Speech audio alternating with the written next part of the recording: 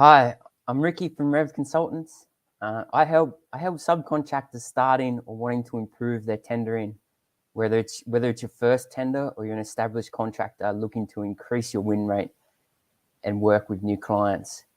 I'm planning on doing this quite regularly, so jump on, ask me a question, or DM me anything you want me to cover, and I'd be more than happy to cover it. The topic I chose for this week is what makes a good tender. Today is just a high-level discussion on the ingredients that make up a good tender submission. And when we come back in the new year, I'm going to do a series of lives. What's not working?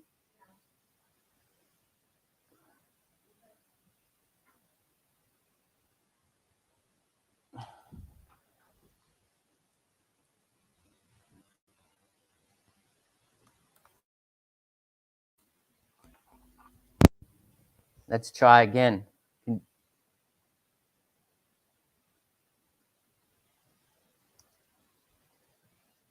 Hi.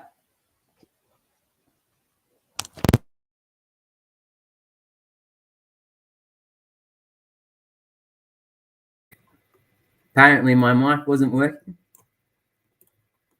We shall try again. Sorry, I think it was me. Okay. Few technical issues there, but we'll get started back again.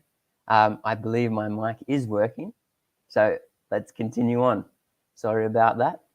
Where were we?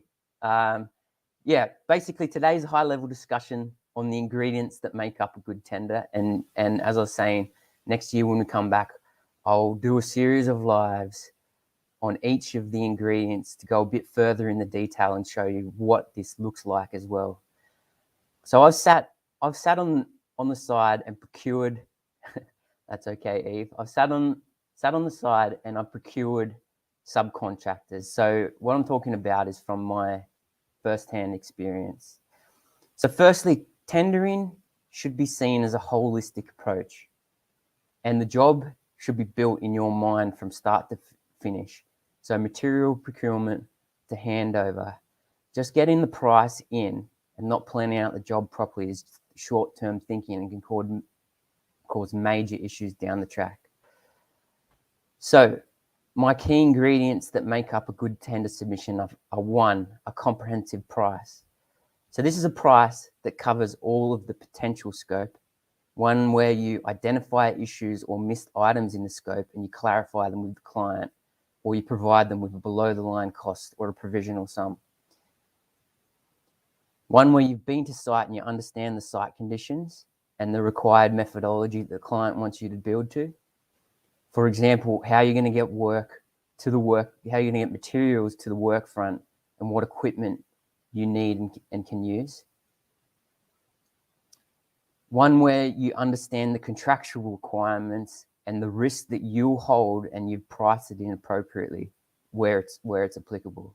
And most importantly for me, a price where you've included your profit that you're happy with and you haven't let the client get you down to a point that's below this point that you're not happy with.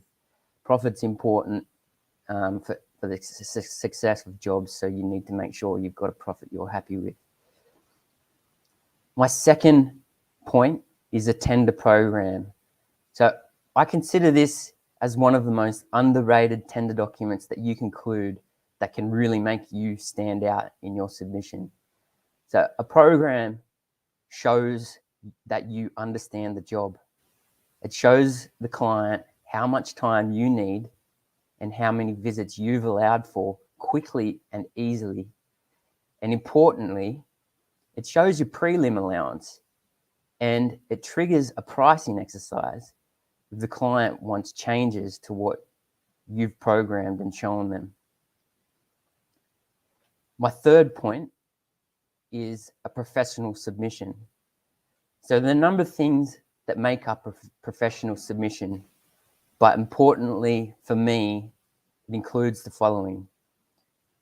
One, that provides all the required and requested information that the client has asked for in the tender pack.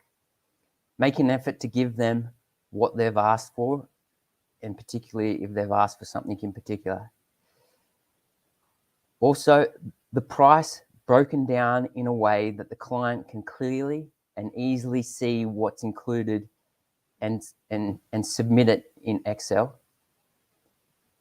In addition to a list of all of your project assumptions, qualifications, exclusions in an easy to read format that clearly details what's included and what's not for the project.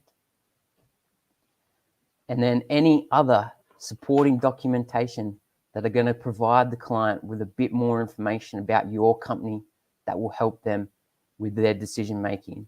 And a great example of this is accreditations or case studies that are relevant to the project that you're tendering for new clients that you haven't worked with before. My fourth point, and lastly, is your dealings with the client through the tender period. Last week I talked about making yourself more than just the price, and I want to drive that point home. I can tell you right now that the client has a preferred tenderer even before prices come back, and you can get yourself into that position with how you deal with them in the tender period.